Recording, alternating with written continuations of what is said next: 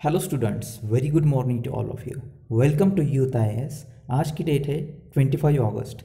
मैं नवनाथ भालेराव और आज हम डिस्कस करने जा रहे हैं some important articles from the Hindu. Students, आज का हमारा सबसे पहला लीडिंग आर्टिकल है India does need a physical council. आप इस आर्टिकल को GS3 मेंस के इंडियन इकोनॉमिक डेवलपमेंट और प्री के इंडियन इकोनॉमी इस टॉपिक के साथ रिलेट कर सकते हैं। स्टूडेंट्स, इस आर्टिकल में इंडियन इकोनॉमी के लिए काफ़ी अच्छे फिजिकल रिफॉर्मेटिव सजेशंस दिए गए हैं। स्टूडेंट्स, इंडियन इकोनॉमी कोविड-19 पेंडेमिक के पहले भी काफ़ी तरह से स्ट्रेस दिखाई दे रही थी। अगर देखना चाहे तो कंट्रोलर जनरल एंड अकाउंट्स इसका रिपोर्ट देखा जाए तो इसमें 2019 एंड 20 इस बीच फिजिकल डेफिसिट अराउंड 4.6% यानी 0.8% point higher than the revisal estimate. पिछले कुछ सालों में जो एस्टिमेट हुआ है उस एस्टिमेट के बजाय इस साल में 2019 एंड 20 में 4.6% से फिजिकल डेफिसिट अपर लेवल तक पहुंच गया है। और अगर इसी डेफिसिट की calculation in terms of GDP कहा जाए तो यह अबाउट 7% ऑफ द GDP है। और बजटरी के कंसर्न में कहा जाए तो 3.5 estimated in budgetary due to sharp decline of revenues. Students, जैसे कि हम जानते हैं फिजिकल डेफिसिट में एक्सपेंडिचर एंड रेवेन्यू इन दोनों का माइनस कैलकुलेशन किया जाता है। सो इन 2019 एंड 20 के बीच में एक्सपेंडिचर ज़्यादा and revenue is very decline level पर आ गया है। इसीलिए 2019 एंड 20 में around 4.6% physical deficit upper level तक पहुंच चुका है। एक तरह से कहा जाए तो यह फिजिकल डेफिसिट काफ़ी मात्रा में है, लेकिन what are the reasons behind that. अगर इसके पीछे रीज़न देखा जाए तो जैसे कि हम जानते हैं कि डिमोनेटाइजेशन हुआ, GST टैक्स आया, लेकिन इन चीज़ों ने तो काफ़ी मात्रा तक इंडियन इकोनॉमी को बूस्ट किया था। लेकिन ऑथर के हिसाब से इन लार्ज डेफिसिट के बीच में जो रीज़न है वो है डेब्ट, then comprehensiveness, transparency and accountability which showed in the budget. और जो भी इंडिया में बजट शो किया जाता है उस बजट में mostly repeated postponement of target, जो पिछले साल कुछ टारगेट रखे गए थे उन्हीं टारगेट को अगले बजट में भी पोस्टपोन किया जाता है। This is the main reason. Another reason is non settlement of bill payment. जो भी बिल सैंक्शन किए गए हैं पार्लियामेंट से रिलेटेड टू इकोनॉमिक बिल्स, उन बिल के जो बजट है उन्हें अल्टीमेटली सैंक्शन नहीं किया जाता है। सो स्टूडेंट्स, 2018 में इंडिया के कंट्रोलर एंड ऑडिटर जनरल ने कुछ compliances about the physical responsibility and budget management act के बारे में कुछ सेक्शंस हाईलाइट किए थे। उसमें से कुछ सेक्शंस ऐसे हैं कि स्पेशल बैंकिंग अरेंजमेंट। इस रिफॉर्म में ज़्यादातर बैंकिंग सेक्टर को FRBM एक्ट के तहत ज़्यादा से ज़्यादा स्ट्रेस किया गया था। इसमें fertiliser subsidy, then issuing short-term bonds, unsecured loans, then national small saving funds जो रहते हैं for food corporation of India, then long-term irrigation funds वो क्रिएट किए जाते हैं national bank of agriculture and rural development की तरफ से, यानी नाबार्ड की तरफ से। तो इस तरह के जो छोटे छोटे प्रोजेक्ट्स हैं which are very considerable for the revenue and expenditure of the country, इन्हें इस FRBM एक्ट के तहत कंसिडर किया गया था। इसमें और एक बड़ा प्रोजेक्ट लिया गया था, वह ये railway project through borrowing from the Indian railway finance corporation. Indian railway finance corporation की तरफ से जो बजट सैंक्शन किया जाता है फॉर रेलवे प्रोजेक्ट्स, इसे भी FRBM एक्ट के तहत सैंक्शन किया गया था। इसी तरह से इंडिया का जो फाइनेंस कमीशन है उस फाइनेंस कमीशन में इस बजट को कुछ कॉम्प्रहेंसिव एंड ट्रांसपेरेंट अकाउंटेंट बनाने के लिए कुछ रिकमेंडेशन भी 13 फाइनेंस कमीशन की तरफ से गए थे। उसमें ministry of finance should transform itself into physical council. इसमें कहा गया था कि मिनिस्ट्री ऑफ फाइनेंस जो है वह खुद को एक फिजिकल काउंसिल में ट्रांसफॉर्म करे, जो कि ज़्यादा ट्रांसपेरेंट हो और अकाउंटेबल हो एंड कॉम्प्रहेंसिव हो। जो काउंसिल टोटली इंडिपेंडेंट वर्क करे एंड एनुअली यह पब्लिक के जो FRBM कंप्लायंसेस है उन्हें ज़्यादा से ज़्यादा स्ट्रेस देकर रिव्यू किया जाए। इस काउंसिल में जो पॉलिसी डिज़ाइन की जाती है, जो पॉलिसी के अबाउट डिसीजन लिए जाते हैं, उन्हें FRBM एक्ट का जो रोड मैप है यानी पैराग्राफ 9.65 इसके अंडर भी रिव्यू किया जाए। बट यहाँ पर एक प्रॉब्लम होती है, वह है इंडिपेंडेंट ऑफ दिस काउंसिल। क्योंकि हमेशा की तरह अगर काउंसिल कहा जाए तो उसमें पॉलिटिकल एजेंडा आ ही जाता है। इस पॉलिटिकल एजेंडे को साइड बाय करने के लिए 14th फाइनेंस कमीशन ने भी रिकमेंड किया था कि फिजिकल काउंसिल यह एक इंडिपेंडेंट बॉडी इस्टेब्लिश की जाए मिनिस्ट्री ऑफ फाइनेंस के तहत, और इस कमेटी को और इस काउंसिल को पार्लियामेंट के न्यू सेक्शन FRBM के तहत इंसर्ट किया जाए, यानी इसे एक कॉन्स्टिट्यूशनल बेंचमार्क मिलेगा और यहाँ पर जो पॉलिटिकल विल रहती है उस पॉलिटिकल विल को थोड़ी तरह से साइड बाय किया जा सकता है। और जब इसे कॉन्स्टिट्यूशन बेंचमार्क में दिया जाएगा तो यह एक physical council independent physical institution बन जाएगी जो कि प्रोमिनेंटली स्टेबल रहेगी और सस्टेनिंग पब्लिक फाइनेंस की तरफ से ज़्यादा ध्यान दे सकेगी। ऑथर ने यहाँ पर एक रॉबर्ट हेगमैन है, उनका OPED वॉल्यूम 1 एक स्टडी किया गया था। उनका यहाँ पर एक फिजिकल काउंसिल क्या होना चाहिए यानी फिजिकल काउंसिल की डेफिनेशन क्या होनी चाहिए उसे यहाँ पर मेंशन किया गया है। इट मीन दैट और physical council is defined as a public funded entity staffed by non-elevated professionals mandated to provide non-partisan। यहाँ पर आप यह नोट कर सकते हैं कि यह पब्लिक फंडेड एंटिटी रहेगी और it provide non partition oversights of physical performance, यानी फिजिकल परफॉर्मेंस यानी फिजिकल पॉलिसी डिज़ाइन के बीच में कोई भी पार्टी को इन्वॉल्व नहीं किया जाएगा। यह totally parties and government political agenda से टोटली दूर रहेगी फ्रॉम आइदर पॉजिटिव और नॉर्मेटिव पर्सपेक्टिव ऑन की एस्पेक्ट्स ऑफ फिजिकल पॉलिसी। इसमें positive and totally normative perspective लिए जाएंगे। इस काउंसिल में जो भी ऑब्जेक्टिव रखे जाएंगे वह not only normative but also it should be a scientific objectives. और अगर साइंटिफिक पर्सपेक्टिव कहा जाए तो इसमें पहले आता है unbiased report of parliament help to raise the level of debate.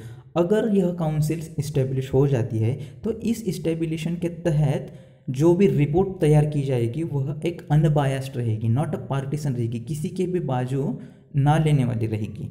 और यह जो पार्लियामेंट है तो पार्लियामेंट को इस तरीके से हेल्प करेगी कि पार्लियामेंट में ज़्यादा से ज़्यादा राइज लेवल तक फिजिकल पॉलिसी के बारे में डिबेट किया जाए और इसी वजह से यहाँ पर ग्रेटर ट्रांसपेरेंसी भी रहेगी और अकाउंटेबिलिटी भी रहेगी।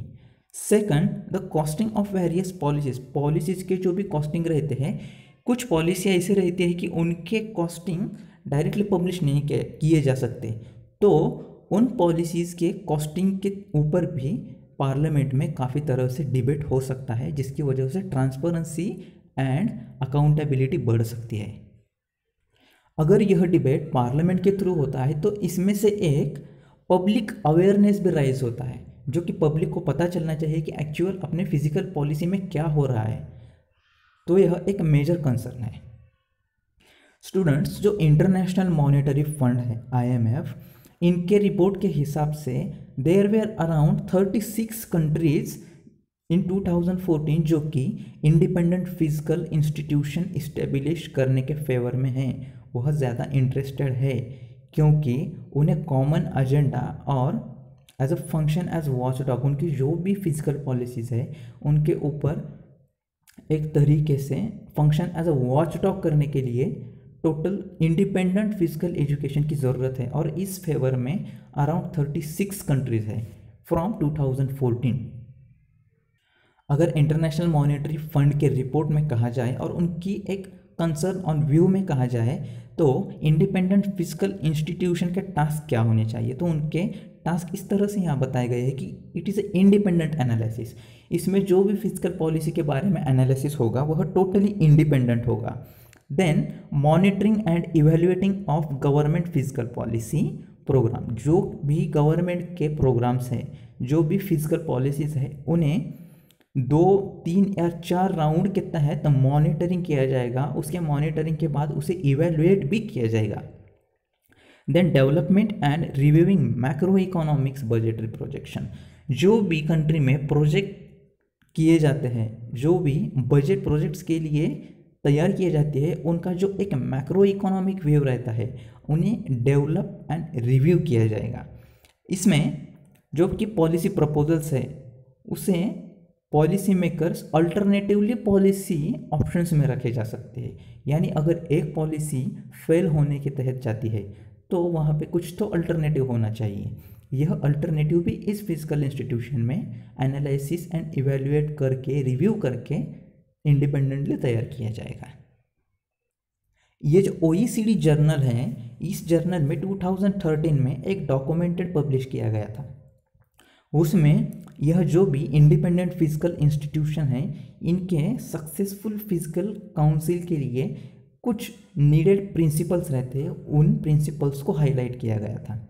उसमें से सबसे पहला प्रिंसिपल है लोकल ओनरशिप, सेकंड है इंडिपेंडेंस एंड नॉन पार्टीजन, जैसे कि हमने इन दोनों पॉइंट्स को देखा है। Then resources relationship with legislature, जैसे कि हमने पहले डिबेट किया कि अगर इसे एक कॉन्स्टिट्यूशनल बेंच दिया जाता है तो यह लेजिस्लेचर के साथ इसका रिलेशनशिप और स्ट्रांग होता है, यानी इन द पार्लियामेंट और आउटसाइड द पार्लियामेंट यह डिस्कस होते हैं। एंड मोस्ट इम्पॉर्टेंटली इस वजह से पब्लिक अवेयरनेस बढ़ता है।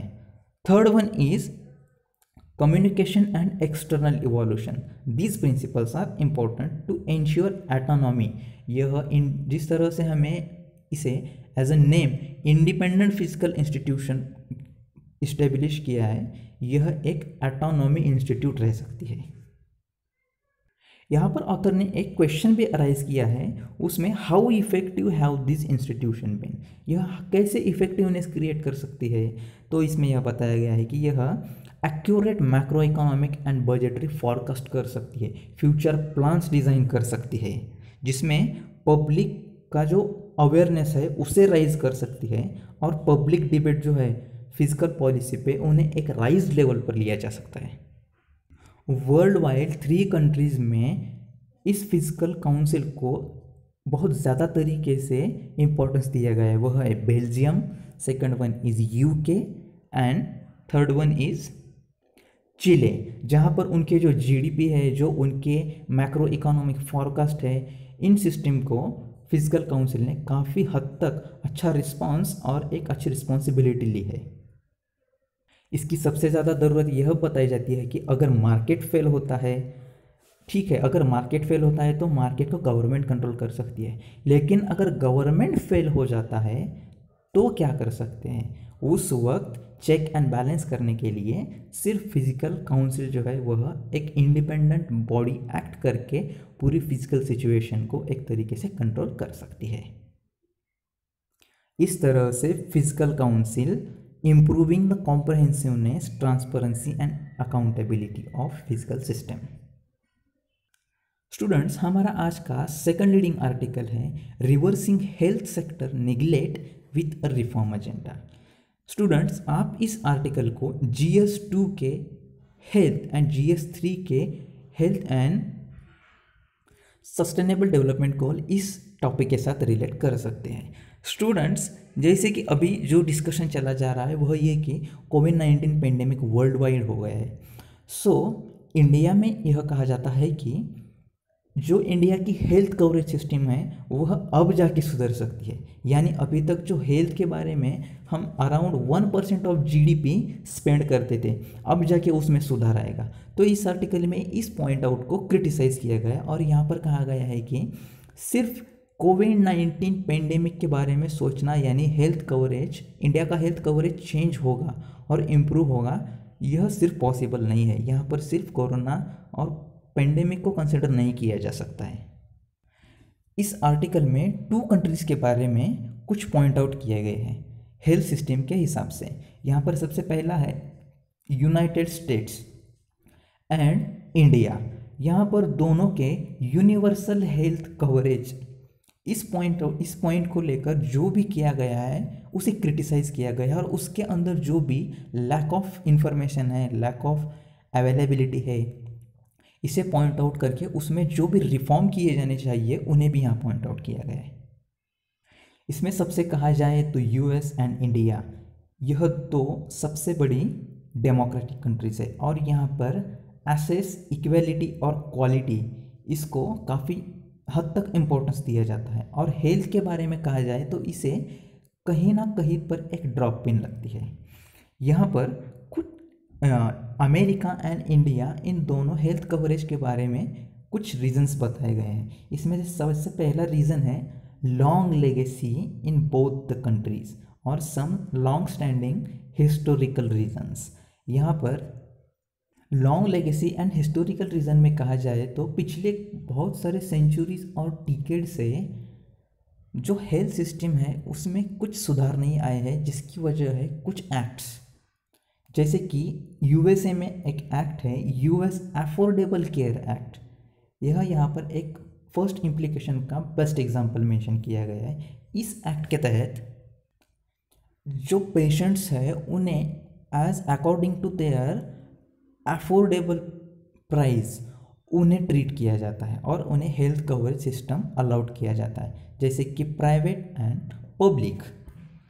लेकिन ऑथर यहाँ कहते हैं कि इस अफोर्डेबल एक्ट में कुछ रिफॉर्म होने चाहिए, जैसे कि नॉन निगोशिएबल एलिमेंट्स उसमें ऐड किए जाने चाहिए। अगर इसे सक्सेसफुल कराना है तो यहाँ पर मल्टीपल फ्रंट्स हैं, जैसे कि इंश्योरेंस लेवल को अमेरिका में काफ़ी हद तक बढ़ावा दिया जाता है, वो भी in concern of private hospitals और private universal health care system में।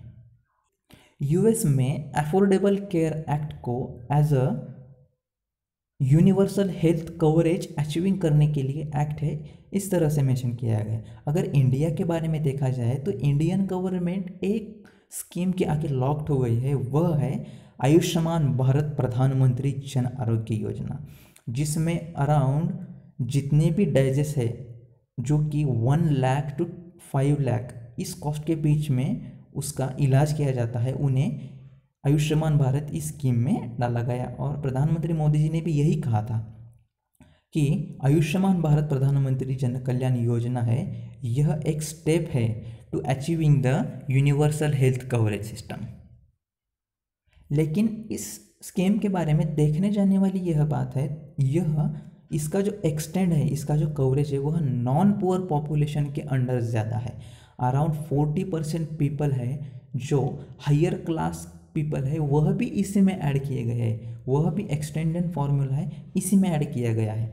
अगर आपको यूनिवर्सल हेल्थ कवरेज अचीव ही करना है तो आप उसमें प्राइवेट प्लेयर्स जो हैं उन्हें ऐड मत कीजिए। आप यहाँ पर ऑथर यह क्रिटिसाइज करते हैं कि आप प्राइवेट प्लेयर को ज़्यादा इम्पोर्टेंस दे रहे हैं, यह छोड़कर कि आपको पब्लिक हेल्थ केयर है उसे स्ट्रेंथ करना है, उसे पॉपुलराइज करना है। Another critical point is that कि यहाँ पर जो लो बजट सैंक्शन किया गया है आयुष्मान भारत के लिए, अगर आप यूनिवर्सल हेल्थ कवरेज के बारे में सोच रहे हैं तो उसके तरह से उसका बजट भी होना चाहिए। And third critical point is that 2/3 of the corporate hospitals are in major cities. अगर आप लोकल हॉस्पिटल्स को इसका फ़ायदा नहीं कराओगे तो इसमें इसका फ़ायदा क्या होगा। ऑलमोस्ट 2/3 कॉर्पोरेट हॉस्पिटल्स जो है वह टोटली सिटी में है, तो लोकल एरिया का क्या होगा, यह क्वेश्चन यहाँ अराइज होता है। और यह जो कॉर्पोरेट हॉस्पिटल्स है, प्राइवेट हॉस्पिटल्स है, यह ज़्यादातर इंश्योरेंस बेस्ड इंसेंटिव है। यहाँ पे ज़्यादा से ज़्यादा इंश्योरेंस को ज़्यादा बढ़ावा दिया जाता है कि आपने इंश्योरेंस किया है या नहीं। यह इस कंट्री को और इस गोल को एक तरीके से अनसक्सेसफुल रूट पर लिया जा रहा है। ऑथर का कहना है यूनिवर्सल हेल्थ अगर आपको अचीव करना है तो उसमें इन्वेस्टिंग यूनिवर्सल हेल्थ इंश्योरेंस जो रहता है उसे विदाउट रेगुलेटरी रोबस्टनेस कैसे हैंडल कर सकते हैं। यहाँ पर एक केस ऑफ पॉइंट बताया गया है, उसमें एवरीथिंग फ्रॉम मल प्रैक्टिसेस टू मोनोप्लास्टिसिस टेंडेंसी है, यानी ज़्यादा से ज़्यादा स्प्रेडिंग वर्क नहीं, क्यों तो एक्यूमुलेटेड वर्क करने की ज़रूरत है। इसका सबसे बेस्ट एग्जांपल यहाँ दिया गया है कि इंडिया में क्लिनिकल इस्टेब्लिशमेंट एक्ट की अब्सेंसी। अब जितना चाहे हॉस्पिटल्स को एंड क्लिनिक्स को बढ़ावा दे रहे हो और उन्हें इस आयुष्मान भारत जो कि स्कीम है उसे भी ऐड कर रहे हो, तो यहाँ पर कोई लिमिट ही नहीं है इस्टेब्लिशमेंट ऑफ क्लिनिक्स की। इसे यहाँ पर क्वेश्चनेबल मेंशन किया गया है। लेकिन इस आर्टिकल में ऑथर ने कुछ पॉजिटिव पॉइंट भी बताए गए। वह यह है कि as compare to the US, अगर यूएस के बारे में ज़्यादा एडवांटेजेस बात कहे जाए तो जो हमारी आयुष्मान भारत स्कीम है उस स्कीम में ज़्यादा तो इंटीग्रेटेड फ्रैगमेंटेड स्कीम को यूनिफाइड किया गया है। ज़्यादा से ज़्यादा टाइजेस जो भी फ्रैगमेंटेड स्कीम्स है, छोटे स्कीम्स है, उन्हें एक तरह पर इंटीग्रेट किया गया है और यह एक वाइड स्कीम बनाई गई है। हालांकि ज़्यादा से ज़्यादा पॉपुलेशन को आयुष्मान भारत प्रधानमंत्री जन कल्याण योजना के अंडर लाना है तो यह एक physical and massive design challenge है। लेकिन यह इतना भी एड्रोमेटिव चैलेंज नहीं है जिसे कि ना हासिल किया जाए। यह आसानी से अचीव हो सकता है अगर आप एक प्रोसीडिंग की तरह जाए तो। इसे अचीव करना है तो इफ़ेक्टिव रोल आउट करना होगा आपको यूनिवर्सल हेल्थ केयर के लिए। उसके लिए ज़रूरी है robust regulatory and administrative architecture और administrative expenses and technological capabilities, जिसका आप यूज़ करके यूनिवर्सल हेल्थ कवरेज मिशन को आसानी से अचीव कर सकते हैं। यहाँ पर आप NGOs, बेनिफिशरीज ग्रुप, इनको भी इसके अंडर लिया जा सकता है, जो कि as a backup and reform agenda design कर सकते हैं और हेल्थ केयर सेक्टर के जो कैपेबिलिटीज़ है उन्हें भी एनहांस करके इंक्रीज कर सकते हैं। इन अदर वर्ड्स, ऑथर का यह कहना है कि आप इस एजेंडा में ना रहिए कि pandemic will automatically change the Indian health care landscape. इसके लिए परस्यूअल अर्जेंसी एंड मेजर रिफॉर्म्स की ज़रूरत है। इस तरह से आज का हमारा तीसरा आर्टिकल है बैक एंड फोर्थ। स्टूडेंट्स, यह एक इम्पॉर्टेंट आर्टिकल है। आप इस आर्टिकल को इंटरनेशनल रिलेशन GS2 में प्री में इंटरनेशनल रिलेशन एंड अगर आपका optional political science and international relation है उसके पेपर 2 के सेकंड पार्ट को भी रिलेट किया जा सकता है। स्टूडेंट्स, यहाँ पर बताया गया है कि Pakistan must fulfil its fate obligation by acting against terrorist. जैसे कि पूरी दुनिया जानती है कि पाकिस्तान टेररिज्म का सॉइल है, जहाँ पर टेररिज्म को डेवलप किया जाता है, उसे उगाया जाता है और वर्ल्ड वाइड स्प्रेड किया जाता है। ऑथर में यहाँ पर कहा है कि पाकिस्तान टेररिज्म को टैकल करने के सिर्फ बहाने बताता है, लेकिन टेररिज्म पैदा होता है पाकिस्तान में और पाकिस्तान भाषा करता है कि क्रॉस बॉर्डर टेररिज्म के बारे में, यानी एक स्टेप बैक एंड एक स्टेप फॉरवर्ड। इस तरीके से यानी खुद ही टेररिज्म तैयार करते हैं और क्रॉस बॉर्डर टेररिज्म है उसे मिटाने की भी बात करते हैं।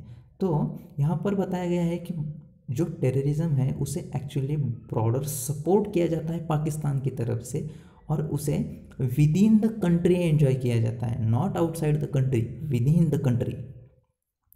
पिछले कुछ दिनों में पाकिस्तान ने स्टैट्यूटरी रेगुलेटरी ऑर्डर पास किया गया था। यह एक्चुअली एक सरप्राइज होने वाली चीज़ है कि पाकिस्तान ने स्टैट्यूटरी रेगुलेटरी ऑर्डर पास किया गया और इस ऑर्डर के तहत दाऊद इब्राहिम, जो एक अंडरवर्ल्ड डॉन और मुंबई के चेन ब्लास्ट का मास्टरमाइंड कहा जाता है, वह और लश्कर ए तोयबा से जाकिर उर Rahman Lakhvi and other 85 designated terrorist को लिस्टिंग किया गया था। लेकिन अगर एक तरह से देखा जाए तो यूनाइटेड नेशन सिक्योरिटी काउंसिल है, UNSC की जो कमेटी है, उनके रिजोल्यूशन में पहले ही इन सब के नाम मेंशन किए गए हैं, तो अलग से पाकिस्तान की तरफ से इसे मेंशन किए जाने की क्या ज़रूरत थी। लेकिन अगर इन्हें लिस्टेड भी किया गया तो पाकिस्तान की जो फॉरेन अफेयर मिनिस्ट्री है उन्होंने सिर्फ इसे लिस्टिंग किया था और इसे न्यू लिस्टिंग मेंशन किया गया है। तो जो यूएनएससी की लिस्टिंग है वहाँ पर पाकिस्तान की तरफ से कुछ एड्रेसल प्रूफ मिले थे, उसमें पाकिस्तानी पासपोर्ट मिले थे, 5 numbers of Pakistani passport and 3 Karachi address about Dawood, जो दाऊद इब्राहिम है उसके 5 पाकिस्तानी पासपोर्ट एंड 3 कराची के जो एड्रेस है वह यूएनएससी को एज अ प्रूफ इंटरपोल की तरफ से मिले थे, जो कि एक अंडरवर्ल्ड डॉन और मुंबई के 1993 के ब्लास्ट का मास्टरमाइंड कहा जाता है। दूसरा यहाँ पर कहा जाए कि यह जो मिनिस्ट्री ऑफ फॉरेन अफेयर्स है पाकिस्तान की, और उन्होंने जो स्टैट्यूटरी रेगुलेटरी ऑर्डर इशू किया गया था उसमें उन्होंने सिर्फ इन्हें लिस्टेड किया गया था, ना कि ऐसा कहा गया था कि वह यहाँ पर रहते हैं। हमेशा पाकिस्तान टेररिस्ट की लिविंग को छुपाता आया है, जो कि वह पाकिस्तान में रहते हैं। तो यहाँ पर यह नोट करने वाली बात है कि यहाँ पर admission that he lives there, Pakistan ने वहाँ पर यह मेंशन नहीं किया गया कि वह यहाँ पनपते हैं, यहाँ रहते हैं, सिर्फ उन्हें लिस्टेड किया गया है।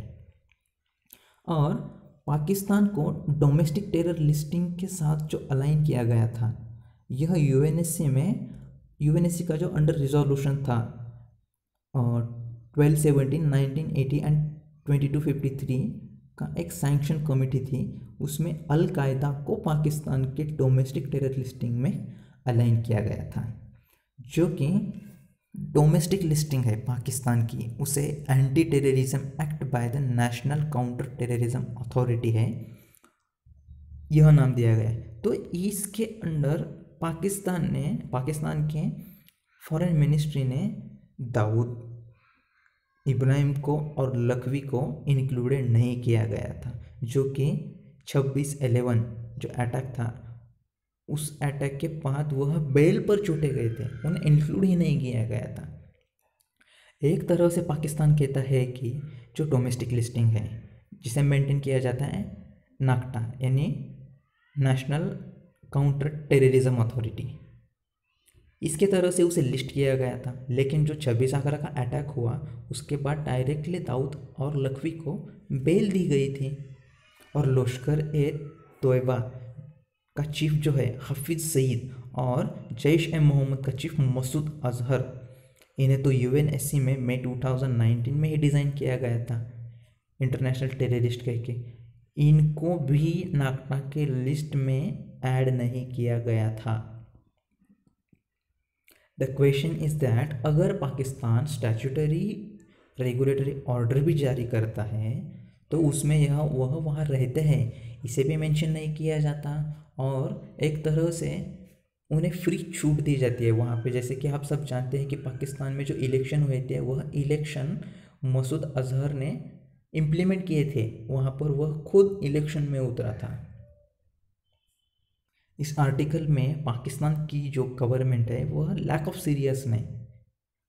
सीरियस ही नहीं है, वह ऑल टेररिज्म के अगेंस्ट जो भी एक्शन लेना है उसके बारे में सीरियसनेस नहीं है। और एसआरओ स्टैट्यूटरी रेगुलेटरी ऑर्डर जो इस टेररिस्ट के बारे में लिस्टेड किया गया था, यह सिर्फ एक डोमेस्टिक लिस्टिंग थी, यह क्वेश्चन अराइज होता है। और अगर आपने यह एसआरओ ऑर्डर इशू किया है, डोमेस्टिक लिस्टिंग की गई है, तो इन टेररिस्ट को वहाँ पर जो एक्टिविटीज़ करने दिया जाता है वह क्यों करने दिया जाता है, यह जो एजेंडा है, जैसे कि वह उनके डोमेस्टिक लिस्टिंग है,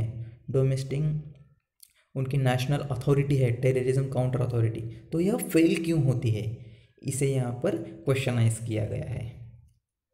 अगर कहा जाए तो Pakistan need to show proof its action against the ground, सिर्फ दिखाने से कुछ नहीं होगा, सिर्फ लिस्ट करके दिखाने से कुछ नहीं होगा, तो आपको ग्राउंड एक्शन का भी प्रूफ देना चाहिए। इसीलिए ऑथर ने यहाँ कहा है कि पाकिस्तान एक तरह से फोर्थ जाता है और एक स्टेप बैक आता है, वो भी सिर्फ पेपर वर्क पर, नॉट इन एक्शन। स्टूडेंट, इस तरह से हमने आज के मोस्ट इम्पोर्टेंट 3 आर्टिकल्स कवर किए हैं। आपके अगर कुछ कमेंट्स हो, आपकी कुछ प्रॉब्लम हो तो आप कमेंट सेक्शन में ज़रूर बताइए। Thank you so much.